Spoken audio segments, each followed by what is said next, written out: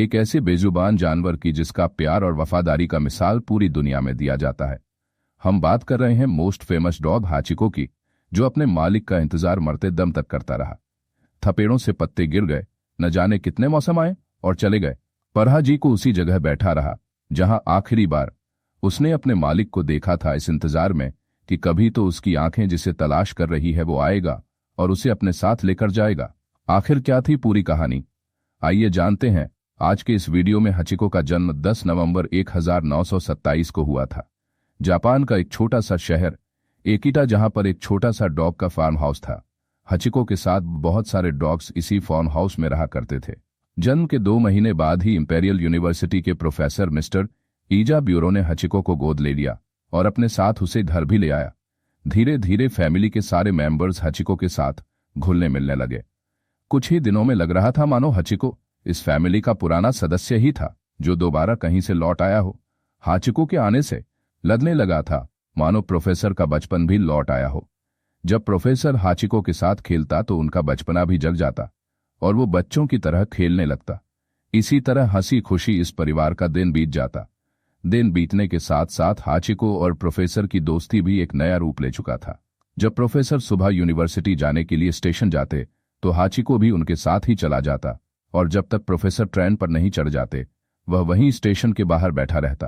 Professor के जाने के बाद हाचिको वापस घर लौट आता और प्रोफेसर का जब आने का समय हो जाता तो हाचिको वापस रेलवे स्टेशन पहुंच जाता। अपने मालिक को रिसीव करने के लिए यही सिलसिला कई सालों तक चलता रहा।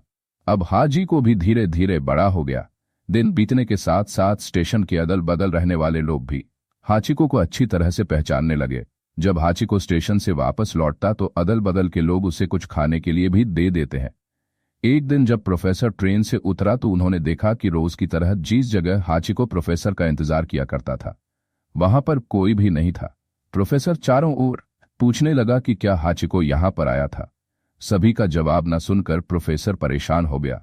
इसके बाद वो हाचिको को चारों तरफ ढूंढने लगा। जब हाचिको कहीं नहीं मिला तो वो थके हारे घर वापस लौट आया।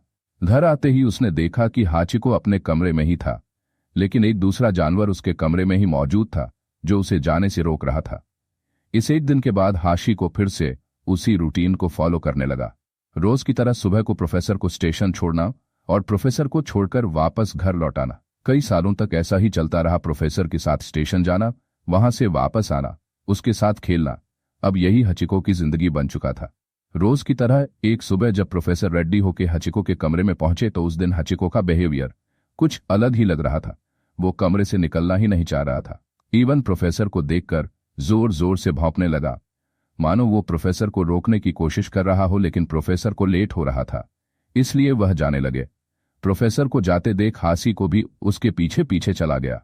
प्रोफेसर तो ट्रेन में बैठकर चले गए और हाचिको रोज की तरह घर वापस लौट आया। अब हाचिको शाम होने का इंतजार करने लगा। कुछ घंटे बाद शाम हो गई। इसके बाद हाचिको रेलवे स्टेशन की तरफ निकल पड़ा अपने मालिक को रिसीव करने के लिए। कुछ देर बाद ट्रेन भी आ गई। हाचिको वहीं बैठकर देखता रहा, नॉइस वो कहीं भी दिखाई नहीं दे रहा था। दरअसल रोज सुबह प्रोफेसर लेक्चर देने के लिए अपना यूनिवर्सिटी जाया करते थे, लेकिन उस दिन क्लास में लेक्चर देते देते प्रोफेसर को हार्ट अटैक आ गया था और उसी क्लासरूम में उनकी मृत्यु हो गई। इस बात से अनजान हाचिको उसी गेट के पास बैठे अपने मालिक का इंतजार करता रहा कि कोई दूसरी ट्रेन भी रुके और उस ट्रेन से मेरा मालिक आ जाए, पर ऐसा कुछ नहीं हुआ। शाम से रात हो गई, सूरज भी ढलता जा रहा था। अब स्टेशन के बाहर सभी दुकानें भी बंद होने लगी। कुछ ही देर में चारों तरफ सन्नाटा छा गया, पर हाचिको अब भी प्रोफेसर का इंतजार करता रहा। रात काफी गुजर चुकी थी। प्रोफेसर के रिलेटिव्स को पता चल चुका था कि हाचिको अब भी रेलवे स्टेशन पर ही अपने मालिक का इंतजार कर रहा होगा। करीब आधी रात को उसके रिलेटिव्स हाचिको को लेने आ गए। हाचिको पूरी रात सो नहीं पाया।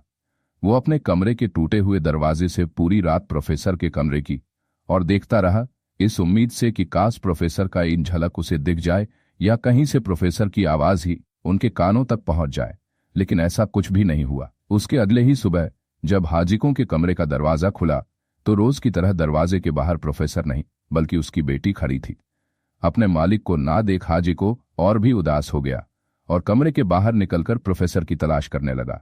पर उसे कहाँ पता था कि जिसे वह देखना चाहता है, नॉइस जिसकी आवाज सुनना चाहता है, वो अब हमेशा के लिए खामोश हो चुका है।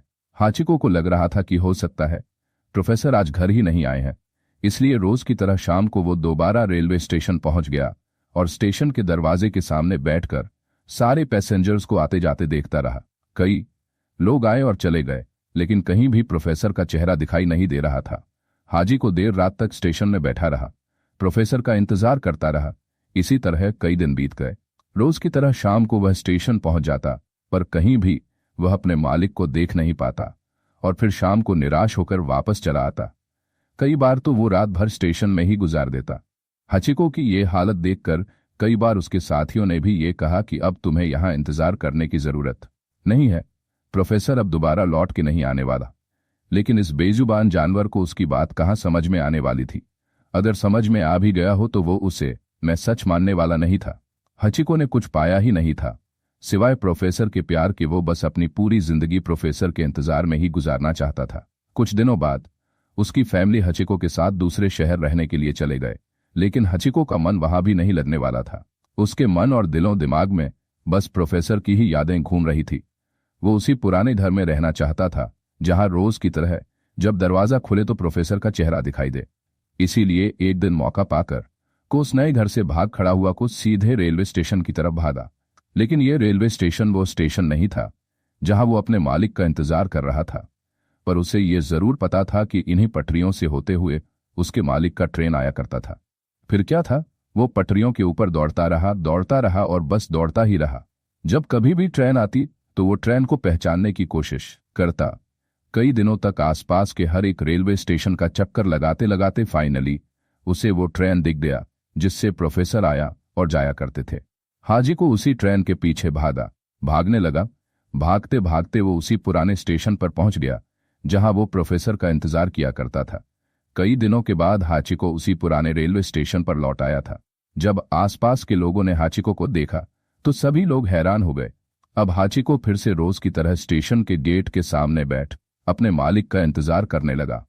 चाहे गर्मी हो या बरसात, वो अपने मालिक के इंतजार में बस उसी जगह बैठा रहता, मानो वही स्टेशन अब हाजिको का घर बन चुका था। हाजिको गेट पर आने वाले सभी लोगों के चेहरे को देखता, लेकिन वो जिस चेहरे को देखना चाहता था उसे कहाँ पता था कि अब वो उस चेहरे को दोबारा कभी नहीं देख पाएगा। दिन महीने साल बीतने के साथ साथ अब हाजी को भी बूढ़ा होने चला था, पर अब भी हाजी को उसी जगह पर प्रोफेसर का इंतजार करता रहा। प्रोफेसर के मौत के 9 साल बाद उसकी पत्नी अपने पुराने शहर, अपना पुराना घर वापस आ रही थी। प्रोफेसर की यादें ताज़ा करने और उसके कब्र में फूल चढ़ाने के लिए। कब्र पर फूल चढ़ाने के बाद जब वो वापस रेलवे स्टेशन पहुंची तो उन्होंने देखा कि एक कुत्ता ठीक उसी जगह पर बैठा था जहां पर हाज को बैठकर प्रोफेसर का इंतजार किया करता था। जब वो सामने जाकर देखने लगी तो उसे अपने आंखों पर विश्वास नहीं हुआ। वो कुत्ता कोई और नहीं बल्कि हाचिको ही था, जो प्रोफेसर के मौत के 9 सालों बाद भी उसी रेलवे स्टेशन पर उसी जगह पर बैठे इंतजार कर रहा था। लेकिन हाचिको अब बूढ़ा और कमजोर हो चुका था। प्रोफेसर की पत्नी ने कोशिश किया कि हाचिको को अपने साथ ले जाए, पर हाचिको इसके लिए तैयार नहीं था। 9 साल पहले जब हाचिको अचानक से गुम हो गया था, तब उसे नहीं पता था कि वो दौड़ते दौड़ते उसी स्टेशन पर जा पहुंचा जहां पर रोज वो अपने मालिक का इंतजार किया करता। शायद हाचिको भी प्रोफेसर के साथ उस सपनों के दुनिया में ही रहना चाहता था।